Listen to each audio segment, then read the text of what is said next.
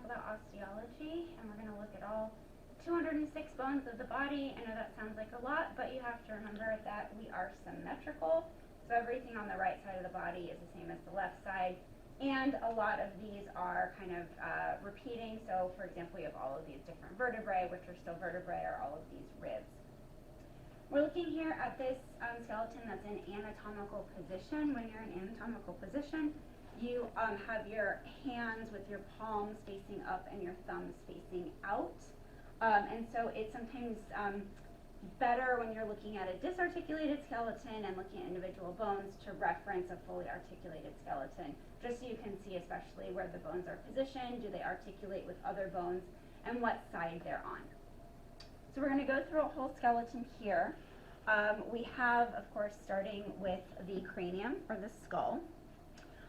There are a lot of different parts to the skull, and when you are born, your skull is basically in different pieces. It hasn't fused into one whole unit yet, which is why very young babies have a fontanelle, or basically a gap here before this has fused. You also have all of these squiggly lines, which are sutures, and that shows you where all of the different bones have come together. So looking at the skull, right here in the front we have the frontal bone, which is pretty easy. The sides making up basically the walls of the skull are the parietal bones. Here around where the ear canal is, we have the temporal bone. Back here where you have muscle connections for the neck would be the occipital. The nose are the nasal bones, and then the nasal cavity. The cheekbones are the zygomatic. You have ethmoid and sphenoid bones kind of going into your sinus cavities, so they're kind of hard to see. You have to go inside to look at them. And then you have the teeth in the upper jaw that don't move. This is your maxilla. I like to say maximum is taller, so maxilla is up here. The mandible, as you can see, is a totally separate bone. It is only connected with soft tissue, and it does actually move around. Down here below where you see the ear canal, you have the mastoid process. This will be important when we are looking at determining sex, male and female, because of based on skulls and forensics. And then under here, you have a very large opening where basically the spinal column connects to the brain, and this is called the foramen magnum. This will be very important when we study bipedal adaptations. All right, you have your vertebral column, which consists of a number of vertebrae. You have your cervical vertebrae, which are up here, starting with the atlas, which is the smallest, thinnest, and most round of the vertebrae, and it's sitting right here holding up the neck. All the cervical vertebrae are pretty small, slender, and a little bit more rounded. You get to the mid-back, which are the thoracic, and they have these spinous processes that kind of lay on top of each other. They also articulate with the ribs. Okay, so this is going to help form what we call a bony thorax to provide protection to our vital organs. And then down here we have our lumbar vertebrae, which are the largest and thickest of the vertebrae, because this whole vertebral column needs to support a lot of weight. So they go from very small to very large.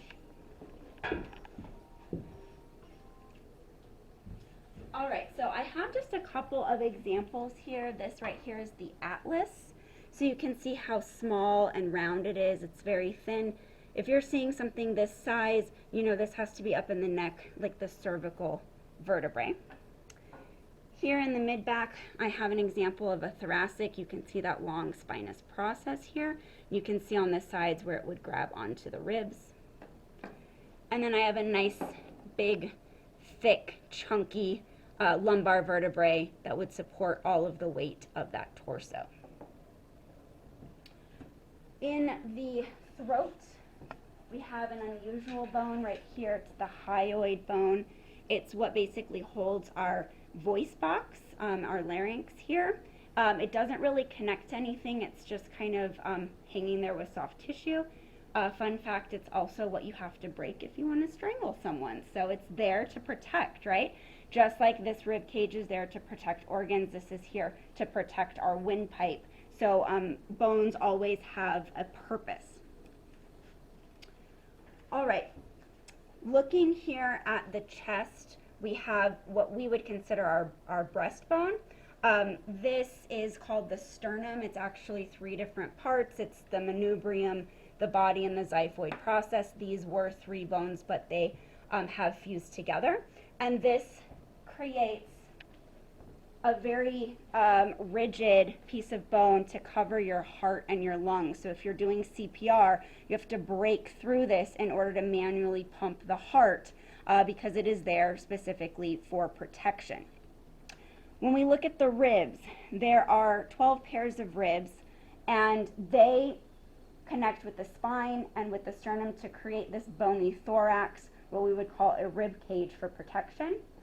You have up here your true ribs, which connect directly to the sternum.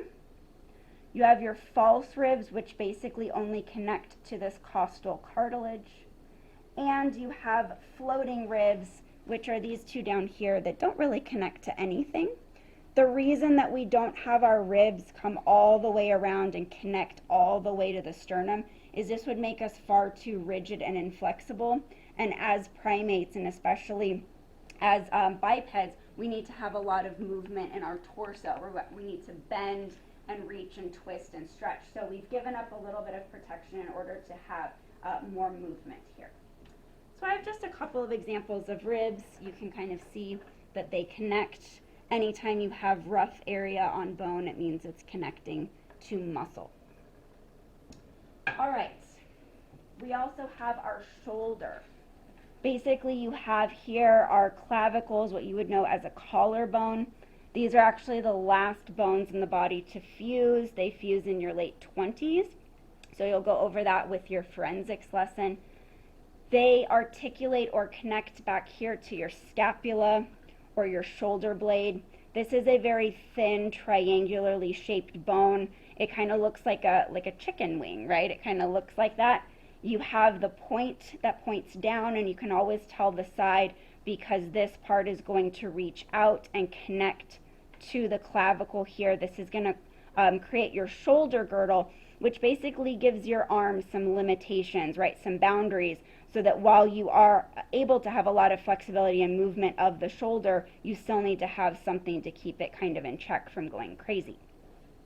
So here we can see what our scapula look like. Again, long, thin, triangular, pointy down here, because this points off to the right and would articulate with the shoulder. That is a right scapula. Here we have the clavicle, little kind of S-shaped bone here. All right, let's look at the arm. One thing in anatomy that's really helpful is called form and function. So basically, if you see something like a rounded edge, you can pretty much guess that this is going to move in a circular fashion. So if you look at my shoulder, right, I can really rotate it all the way around in a circle. So this makes sense, okay? If it weren't round, I wouldn't be able to do that. Conversely, if you know that your shoulder moves this way, you can guess that this would be the bone that would do that. So you have the head of the humerus that's going to point in to articulate with that scapula. It runs down here. You have a little area here that is raised. This raised area is going to nicely articulate here with the ulna. So you have 2 lower arm bones, the radius and the ulna. The ulna is on the inside. It also has this U shape, which I like to remember if that is shaped like a U. U stands for ulna. That's going to create basically the elbow joint. Okay. Next we have the radius. The radius you can remember because the end looks like a circle, right? So in math you find the radius of a circle. The radius is going to always be underneath your thumb. So if you're in anatomical position with your thumb out, you can trace up and feel that bone. This is your radius. If I then put my thumb down, my palm down, that radius is still under my thumb.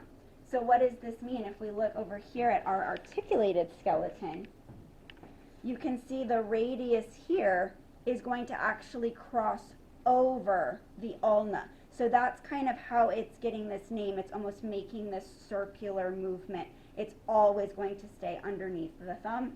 The ulna is going to be underneath the pinky. We have our hand here, which has 8 different carpal bones. They're tiny, kind of little blocky bones. You've heard of carpal tunnel syndrome. That's injuring these bones here. The bones of your palm are the metacarpals, and your fingers are called phalanges. All right, going to the pelvis. Your pelvis actually has different parts to it. This bone on its own is called an innominate bone, okay? It's made up of the iliac here, the iliac crest or ilium. It's made up of the ischium, which is going to be what you sit on back here, okay? And it's going to be made of the pubis, or the pubic bone that sticks forward. There's also this kind of cup-like depression called the acetabulum, and this is going to be where the femur is going to connect. So in order to make a full pelvis, you have to have 2 innominate bones and a sacrum. A sacrum is basically part of the bottom of the spine and also part of the pelvis, so it kind of has a double role here. So it's shaped kind of like a triangle, and it has all of these foramen, or all of these holes. And then down at the bottom, you have the tiny, tiny little coccyx, or your tailbone. This is a vestigial remnant from when our ancestors had tails. Millions of years ago, apes lost their tails. They stopped growing, so this is the remnant of that. You always know the side of the pelvis because this depression will be facing outward so that the leg can articulate with it. Looking at our legs here, we have our femur. The femur is the largest bone in the body because we are bipedal, right? So we have to have really, really strong leg muscles. We have a nice round head here because we can rotate our hip.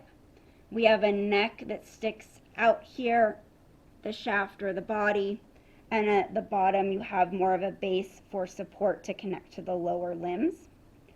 On the back you have this linea aspera. It's a long line of rough, raised bone because you have to have your quadriceps, your hamstrings, and your glutes all attached here. We have very, very powerful leg muscles to help us walk basically all day long. And you can see here how nice that fits together. Okay. And the femur does need to be angled. I'll show you this because it's important for bipedalism. So if we go over here, you can see as this attaches, the femur doesn't go straight down. The femur actually angles in. This helps us to balance the weight, helps us to walk very long distances. This is very different from a quadruped. Their femurs will go straight down. So the lower leg, this is the femur. It's going to connect nicely here with the tibia. The tibia is roughly the same size as the humerus, but this is not a nice, what we call ball and